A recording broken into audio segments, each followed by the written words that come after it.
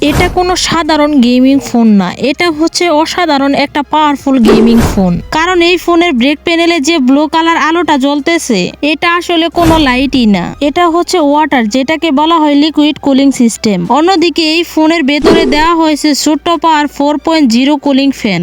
বলতে গেলে এটাই হচ্ছে ওয়ার্ল্ডের ফার্স্ট স্মার্টফোন যেখানে একসাথে air plus water hybrid cooling system ব্যবহার করা হয়েছে।